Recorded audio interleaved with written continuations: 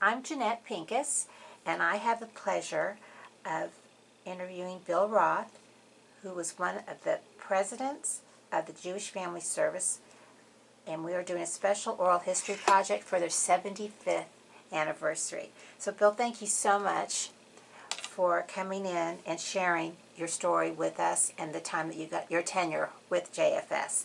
I'd like to begin with, how did you get involved with Jewish Family Service? I got involved initially in, I think, 1992.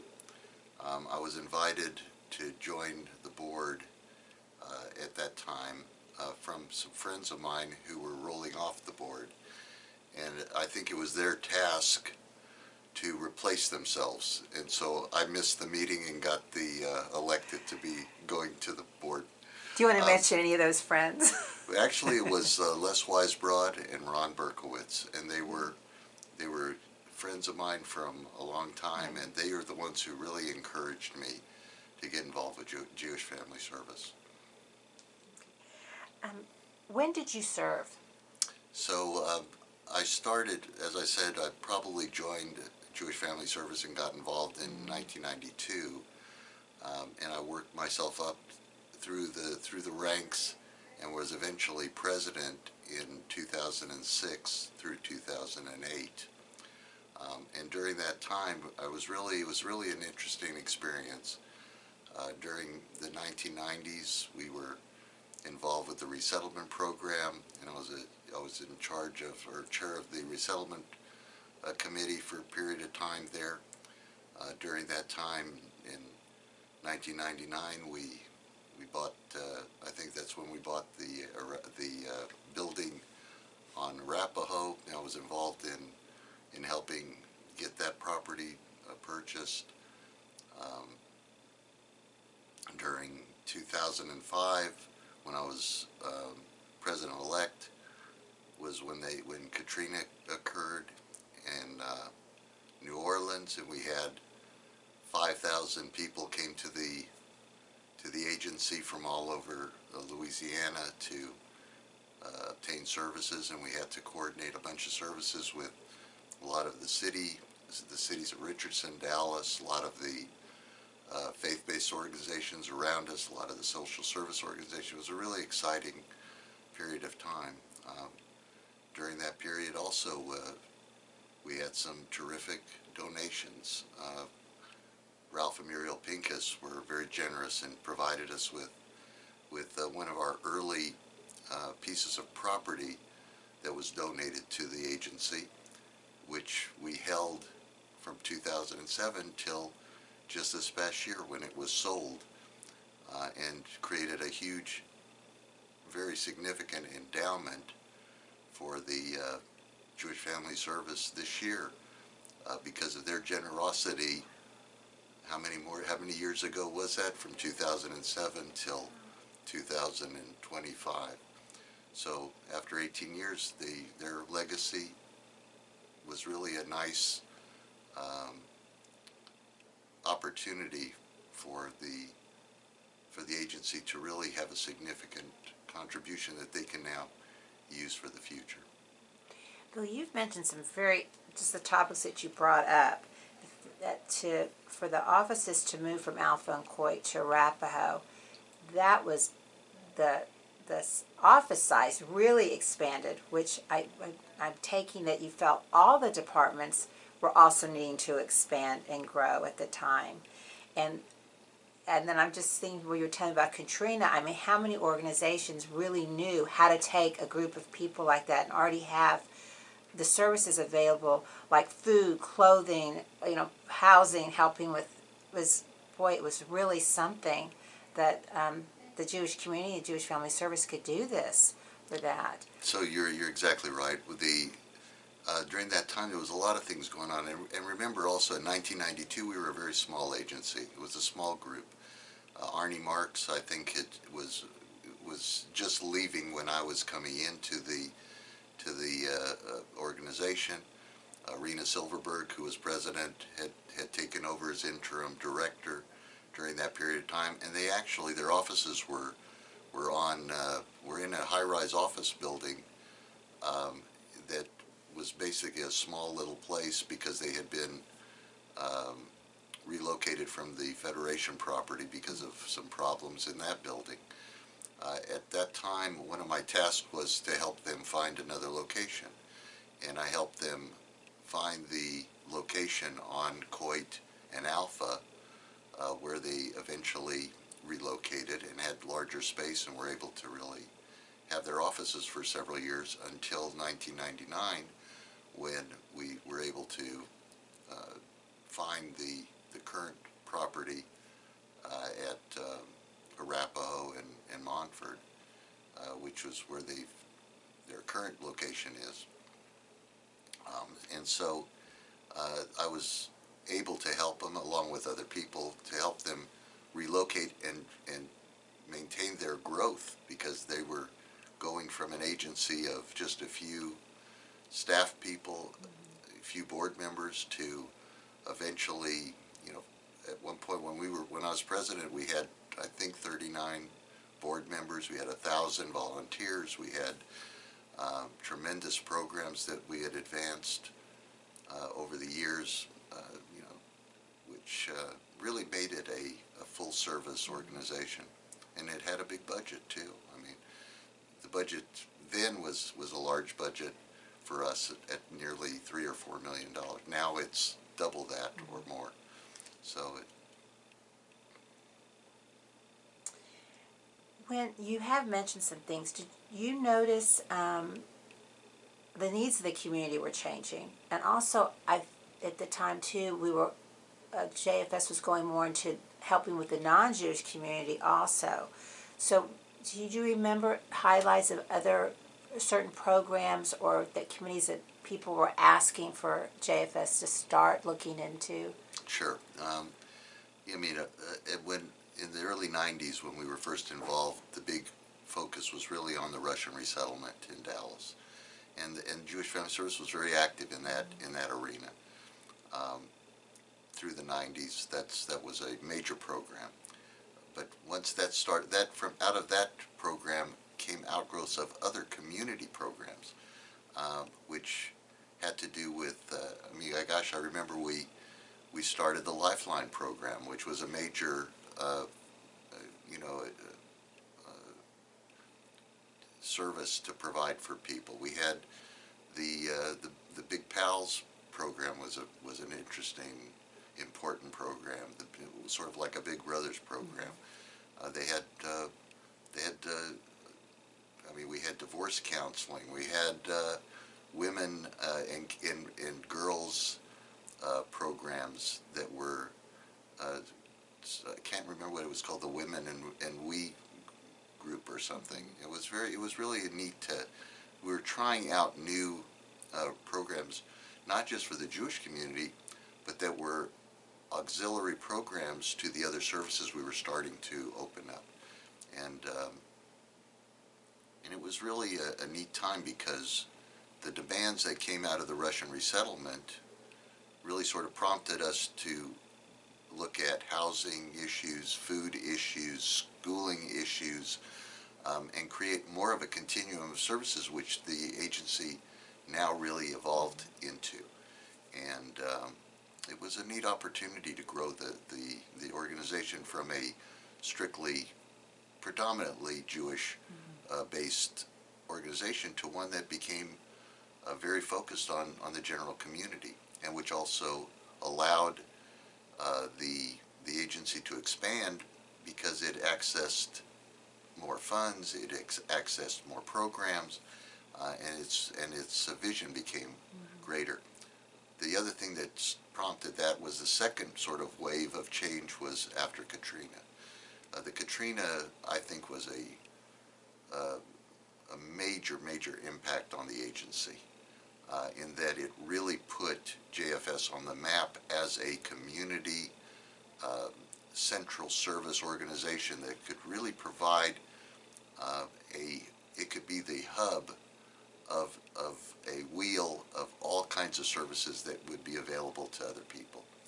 And the fact that other organizations in other faith-based communities, the city, the school systems, the social service organizations from other groups all came together to participate with us as the center of that functioning organization was really I think, a major step in advancing the recognition, the branding, and also the quality of services that we were providing in the community. It really was a major issue, and it helped a lot of people, and it happened by happenstance. We didn't realize at that time that it would make such an impact, and we weren't really prepared for it. But Michael Fleischer and Joel Littman, who was the president at the time, I was the president-elect, we really did have a quick study in how to grow and provide those services. And the staff was terrific. All the volunteers stepped up, and the community stepped up too, the Jewish community, and really participated in helping it be a significant help and a significant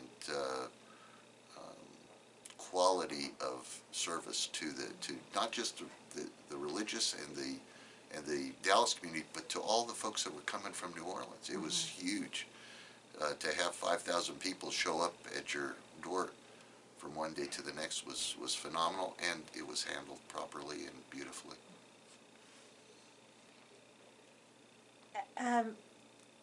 You've mentioned some very memorable moments already that you had. Is there anything else that's there is. I mean, we really had we did a lot of nice programs. The thing that as our generation of leadership from, let's say, the 90s to now, that our generation of leadership really evolved as we all were participating more in the community. We really learned how to volunteer. We learned how to really contribute. We learned how to really access funds. And as the city grew, so did the agency, and so did the responsibility of the agency, and so did the education and the expertise of the agency. And so it really was important. And the quality of services we were doing, we got involved very heavily in women's causes and in social service for people who were for abusive situations, and for children, and for Holocaust survivors. And we've really were able to touch a lot of different groups that needed some kind of social service. You know, and I remember at that time too, there were pamphlets going out for women abuse that they actually were putting in the restrooms in the synagogues at the JCC. You were starting to see that, and I remember that was something that was coming from JFS at the time. And it was and these were all things that were areas that people within the organization identified as significant problems, and the board members identified as significant. We had special needs initiatives for kids. We instituted at one point, and I think they may still do it, where we were provided special testing services for kids who may have learning differences, and we did a lot of stuff in conjunction with other organizations. We always were combining and trying to leverage our talents with folks that also had other talents. And that was a significant advantage of the group. And it was a smart way to provide more services. Any of the organizations you want to mention or highlight? Well, I mean, in the learning differences arena, they dealt with several schools, Shelton and Winston, and and also some of the religious schools that had kids that had needs. And we were providing the testing, which was an expensive proposition in the private world. To provide that testing at a discount was very significant. To provide then the counseling in conjunction with that testing was a significant program. And those are just one that comes to mind that was sort of a unique particular deal. We also during that tenure from 90s till the 20th, we also changed out and lost some programs. The adoption program that we had early on was a very significant and popular and important program, and we had that was a successful program, and unfortunately the nature of the world changed, and that was not a significant program that could continue to last, but it was something that had a big impact on a lot of people in Dallas, including my family. So anyway, that's a good personal note right. on that. So one of the questions we mentioned is what was going on in the world, but Katrina was one of the things politically or anything. Do you remember anything else happening locally? Because though Katrina took over a lot of what was happening with that, but anything going on? Trying to think, that was such a big thing internationally. I don't know if there was anything going on. We didn't have any of our own natural disasters here, I guess, in Dallas at that time. We were dealing with more of the ones from Katrina. So we'll go on with that. Since you're a long time member of the Dallas Jewish community, have you feel like you've seen changes? You've mentioned that the agency itself changed with the times. Anything else that you want to mention that you've seen? Well, I mean, the general growth and sophistication of the community here is tremendous, and when I first got involved, and a lot of us got involved in the 80s and the 90s, Dallas was still a relatively small city. Now it's a world-class city, and the Jewish community had 4 synagogues. Now it's got 30 synagogues around the Dallas-Fort Worth area. So, the community has grown to 75,000 people in the Jewish community from who knows 40,000 or 30,000 if you can find everybody. And that growth in the population of the general community and in the Jewish community has really created a serious need for the services that the agency provides. And that's one of the reasons it expanded into the general community, because those needs are percentage-wise the same in every community. And we were fortunate to have high-quality service, high-quality professionals, tremendous volunteers, and tremendous leadership, staff leadership, as well as community leaders. And it really was the face of the Jewish community, and the poster child for the good stuff that the Jewish community could do for the city of Dallas. And that legacy is something that I think has been built on and has continued to flourish. You had mentioned and spoken so highly of the staff. Is there certain ones that you'd like to mention that were like head of certain departments and things like that?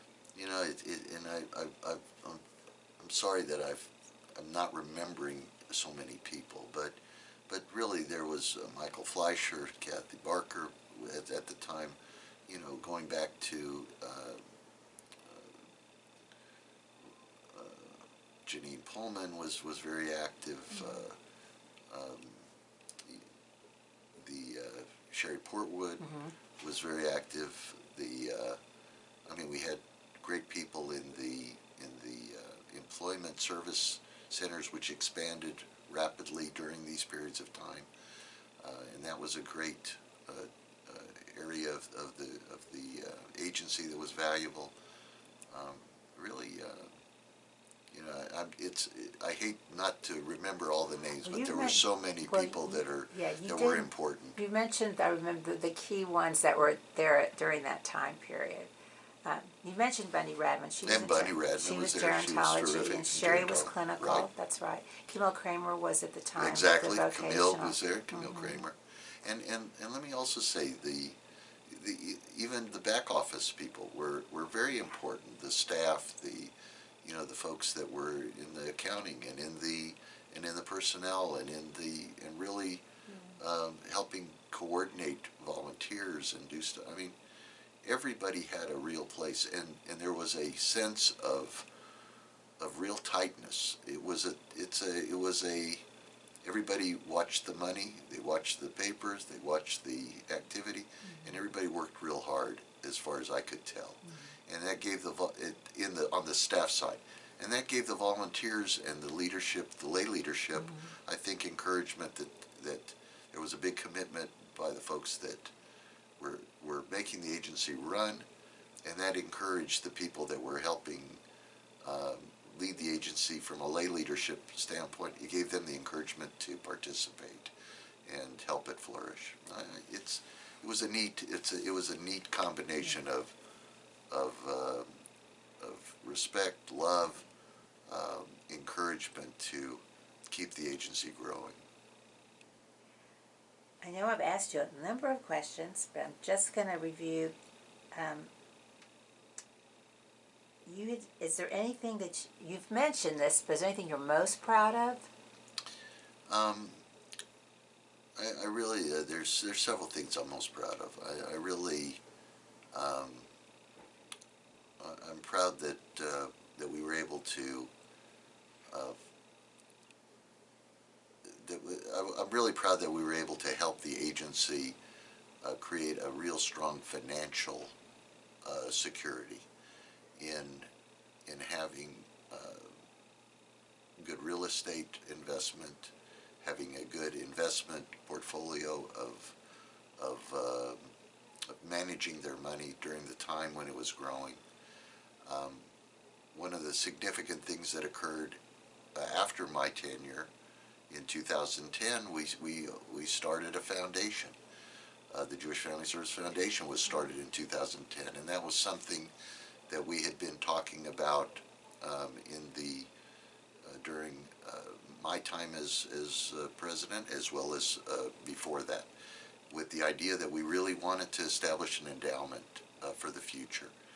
And in 2010, we actually formed the foundation. I was president of that foundation for several years, and on that board for several years.